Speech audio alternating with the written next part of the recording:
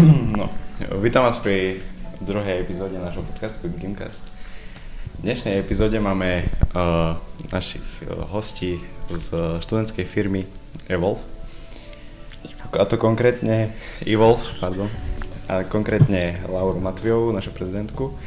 Ďakujem za pozvanie. Viceprezidenta ľudských zdrojov Jozef Šohaj a viceprezident výroby Lea Lešková. Čaute. No, ja vás s týmto vítam. No a na úvod by som chcel začať otázkou, že či by ste nám neopísali vašu rolu, že čo robíte, akú funkciu spĺňate v tejto, vo firme. Tak vlastne ja zastávam pozíciu prezidentky firmy. Moja funkcia v podstate zahrňa nejaké to riadenie, dozeranie, naplnenie cieľov, komunikujem s viceprezidentmi, snažíme sa nájsť najlepšie riešenia na naše problémy a asi tak. Komunikujem aj s našou vedúcou, pani Tomkovou, kde vlastne sa dohadujeme na postupoch a tak. Tak ja pôsobím na pozícii viceprezidenta ľudských zdrojov. Mojou úlohou je organizovať činnosť a zamestnancov v bufete školskom. Taktiež mojou úlohou mať nejaký ten taký prehľad tých hodín, koľko tých hodín odpracuje a to im zaznamenávať v jednotlivých tabuľkách. Aj mojou jednoduchšou úlohou je aj vytvárať tabuľky v Exceli. Tak ja pracujem ako viceprezidentka výroby. Mojou hlavnou úlohou je vlastne sledovať proces výroby od začatia výroby produktov až po jeho dokončenie a vlastne starám sa aj o bufet a rozdávam úlohy mojim podriadeným a komunikujem s viceprezidentmi a prezidentkou. Že otrokov má pocit. Hej, otrokov. No, super. Ďalšia otázka, že prečo ste sa vlastne vydali touto cestou, že prečo ste kandidovali na tieto pozície? Že čo vás k tomu motivovalo? Ešte niekto? Jozef, začni ty. Tak táto pozícia, ktorú ja nejak riadím, nemal nikto o ňu iný záujem. Neboli iní protikandidáti a tak som proste využil možnosť byť na tejto pozícii a som... Nepadol si sa o ňu s iným účastníkom? No, mal taký záusk Janko, len Janko si potom uvedomil, že po prehratých prezidentských voľbách tak proste by nemal až takú možno nejaké také podporu áno, k tejto pozícii, tak proste takto. Môžeš ty. Ja ako nemám veľmi úplný, že presný dôvod, ale možno tak ja nerada príjmam rozkazy, ja ich rada dávam, takže možno to je jeden z dôvodov, ale po takom dlhšom premyšľaní možno by som povedala, že mňa vždy bavilo riadiť nejaké tie projekty alebo dávať veci dokopy, robiť nejaké dielo, že dohliadať nad tým, aby všetko fungovalo ako má, tak možno to bude ten z dôvodov. Prečo? Tak ja som si chcela vyskúšať nejakú tú vyššiu funkciu, keď sa to dá tak povedať. A oslovila ma najviac výroba, keďže ma vlastne fascinuje, jak vlastne vzniká ten produkt. A tak. Som čakal, že takto povie, že som sa chcel dať čo naučiť. Ale... tak samozrejme, celý proces. Tak ja som sa naučil robiť s Excelom, keďže som s Excelom a minulý rok samé štvorky. Vajde však, padušek. Budú jednotky. Hej, ale tak celý vlastne tento proces je o učení, že aj keď niekto povie, že prezidentka, ale sa mi niečo pýta, alebo čo je, že ja som tu tiež prvýkrát, ja neviem, sa učím. Takže hej, určite nám to veľa dalo, už teraz, ešte sme len v začiatkoch, takže to je tak. Počuli sme, že ste boli na nejakých školeniach, že či by ste nám vedeli niečo o tom povedať, že čo sa tam dialo, čo ste sa tam naučili, možno tak. Tak vlastne my sme absolvovali možno pred týždňom. Tak to z vás bol vlastne? Bolo nás tam 6, ja, Lea, Jožko a ešte tam boli ľudia z marketingu. Livia tam bola, Natália a Anička. A A vlastne bol to webinár o virtuálnej komunikácii firmy, čiže vlastne sme sa tam učili. Ako fungovať, Snažili ako sme máme sa. fungovať tak proste tak technicky a ako máme využívať aj to AI-ko a tak ďalej. Že treba odpísať do Messengeru na skupinu. Že treba si vytvoriť presné podmienky, kde sa bude komunikovať a ako a na čo si máme dať pozor, na čo práve že máme dbať, čo treba dodržať, ako sa má firma prezentovať na sociálnych sieťach, aby bolo všetko dostupné vlastne pre našich zákazníkov. A strašne veľa tam toho bolo. Sice bolo to len hodinku, ale sme stihli prebrať asi 8 alebo 9 okruhov, že toho bolo dosť veľa. Nám dávali nejak na vedomie, aby sme proste dbali o tie detaily, pretože detaily sú čerti, ako to nazvali. Hej, na detailoch záleží. Ste robili nejaké úlohy alebo Nie. niečo také, že... Akože odpovedali sme na otázky, ktoré nám dával pán, ktorý to viedol a to bolo všetko. A počúvali sme samozrejme. Väčšinou počúvania. No a potom ešte pred mesiacom asi sme s Kikou Kormošovou absolvovali školenie manažmentu v Košiciach, čo bolo vlastne veľmi obohacujúce. Rozobrali sme tam tiež také 4 okruhy. Tam sa venovali líderstvu, projektovému manažmentu, a potom ako docieliť spokojného zákazníka a taktiež ako správne prezentovať sa pred ľuďmi. Takže to bolo tiež, a vlastne ponúkla nám to firma IT&T. Nevadí. Myslíte, že máme spokojných zákazníkov? No, podľa toho, koľko produktov sa v bufete predáva, tak myslím si, že áno. A máme tam dosť zaujímavé produkty, takže príďte, keď ste ešte neboli. Áno, odporúčam, Josiky idú. Treba prísť. No, ďalšia vec, že aké vizie a čo očakávate od firmy na tento rok, že čo sa možno bude diať na firme, také veci?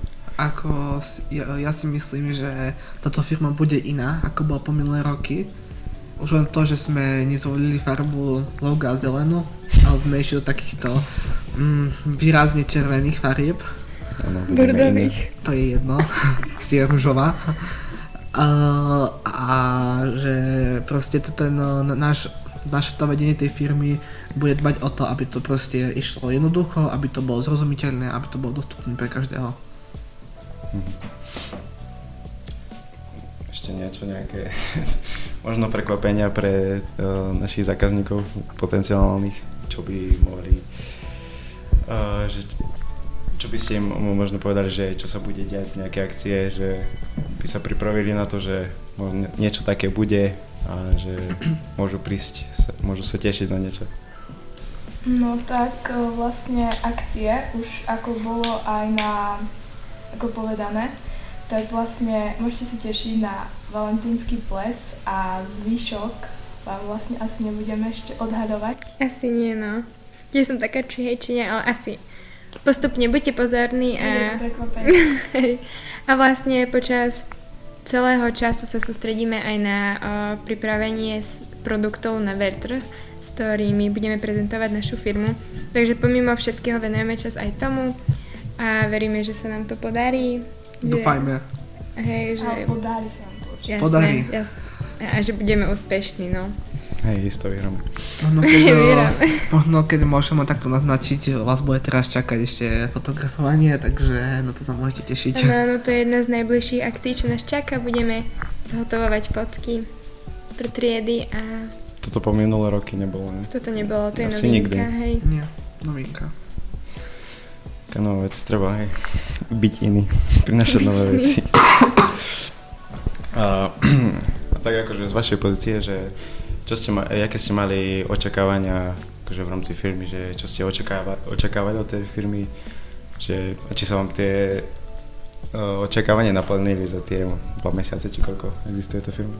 Tak ja môžem povedať, že som mala veľké obavy, keďže moja pozícia som myslela, že bude oveľa ťažšia, ale je síce ťažká, nehovorím, že nie, ale pri dobrom rozdelení úloh a pri správnej komunikácii sa všetko dá. A myslím si, že nám sa to darí, že komunikujeme veľmi dobre a že naši zamestnanci sú veľmi ochotní a vždy sa dá dobre dohodnúť. Takže ja som veľmi spokojná. vzťahy, no za mňa veľmi dobré, akože.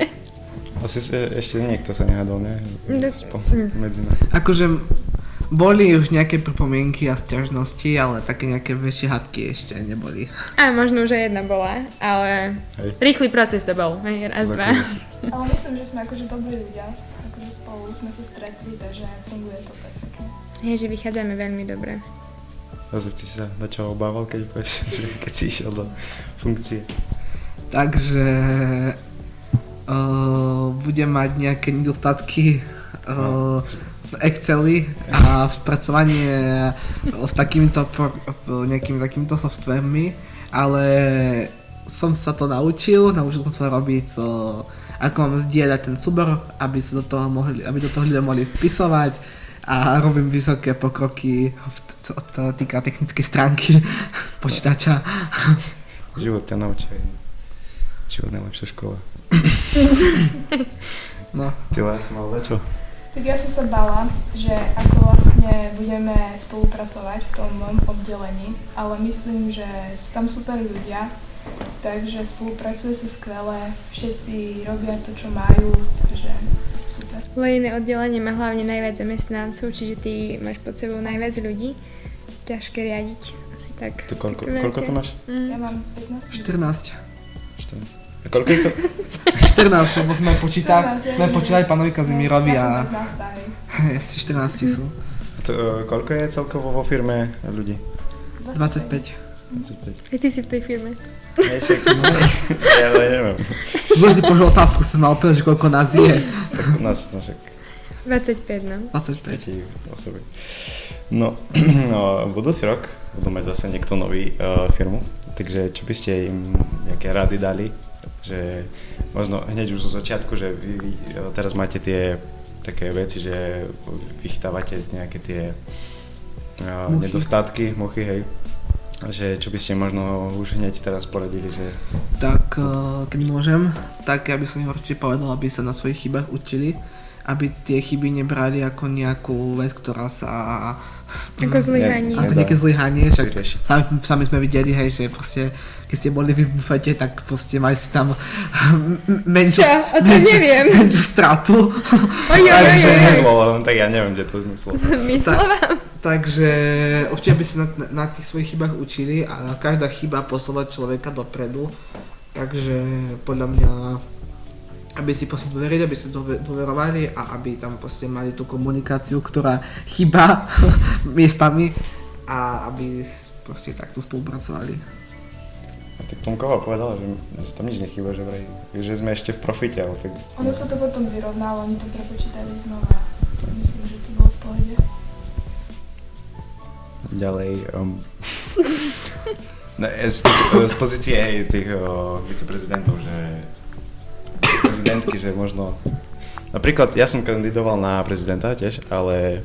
Neúspešne, ale postupom času som zistil, že napríklad, že už by som nemal napríklad čas na to, s tým, že mám zúšku a tak ďalej, to veci, že... Čo by si ty napríklad povedala, že... Keď máš také aktivity, tak nechoď radšej na prezidenta, že či by si niečo také odkázal. Tak ja to ani odkázať veľmi nemôžem, keďže ja sa tiež venujem veciam pomimo vedenia firmy, že robím aj DOFE, aj rôzne iné aktivity, čiže ja to povedať nemôžem, že neskúšajte nič iné, ale myslím si, že pri správnom časovom manažmente a pri dobrom rozdelení sa všetko dá. Ja sama ešte na tom pracujem, že sa snažím nájsť ten balans, že čo ako, že dokedy fakt spím málo, alebo nestíham, že ešte aj pri tom škola, hej, teraz tie ročníkové práce robíme a všetko okolo toho, ale tak to zatiaľ ide a verím, že aj pôjde ďalej, že sa nám to podarí nejak dotiahnuť do úspešného konca, hej. To máš nejaké? Jozef? Ja, moje vízie sú takéto, že sa naučiť viac tak s tými ľuďmi pracovať, lebo komunikácia s ľuďmi vo firme je katastrofálna. Akože nie v našej, ale tak vo všeobecnosti. Je to ťažké naučiť. Je to ťažké komunikovať s ľuďmi a... Nikto ti neodpíše na správu, že či príde takto do bufetu. viděné a keď sa opýtam o hodiny, tak niekedy tie tabuľkové hodiny na 3-krát porábam. No dobre, tak si myslím, že super rozhovor to. Otázky boli zodpovedané, ktoré sú malé, ja aspoň neviem, či máte nejaké ešte vy niečo chcete spýtať ostatných členov. Ty ako zvládaš svoje fungovanie vo firme? Tak je toho veľa, ale tak treba ten čas. Je mierne dezorientovaný, ale tak... Treba si vyhradiť čas na toto. Takže tak už. Podľa mňa aj tak pre teba bol najväčší nejaký teror, keď si bol v bufete, musel si ráno stávať a... No. Akože to je väčší boj, 5 hodín dostať spánku. ľudí na čas do bufetu. Áno. Ale darí sa. Ja som Darí bol na sa. čas furt. Robíme kroky po kroky, ale tak bolo to stále. Príjeme do bufetu, sieme ešte rožky tam Trošky robia. nikde. Áno, alebo príjeme na 7 a Janko povie, že to majú ísť rožky až o 7:10. Takže... Je to jediné šťastie, že ja som stále v škole 7:12 pre všetkých, čiže... Takže hej, ja si každé ráno pozerám, či sú tam všetci, jak majú, takže... Máme to teraz nastavili, že v bufete musia byť zamestnanci už o 6:50 a aby vedeli proste tie rožky tam to nejak No ja už som bol tedy tam. Už som ich natieral. natierať, vyplniť. Hej, ale A celkovo zabrať. proste dať ľudí na nejakú robotu, že by sa to urobilo a podľa predstav, no akože... A na čas je to, A na je to čas. strašne ťažké. A zohnať veci a už sa to spraví a sa zistí, že vlastne polka veci chýba a no, A podnikateľský plán ani nehovoríme. no tak to To bol... bolo, že väčšina naťahovačka s nejakými ľuďmi proste každý musel niečo spraviť a niekto mal sa na to čas a na tie tabuľky, čo musela akože odvádzať výroba alebo financie, teraz neviem. Zhotovovanie podnikateľského plánu bolo pre mňa zatiaľ najväčšia výzva. Či to zobralo 2-3 roky života. Môže byť, som nespala celý týždeň, ale úspešne je to odovzdané, schválené a začíname naplno. Tento rok nenaspíme veľa. Nenaspíme tak ako... Tomáš, ty si nikdy nespal, To vlastne je posledné ten- roky. Hej, ale tak hovorím vám, že... Nám oznamuješ? Hej.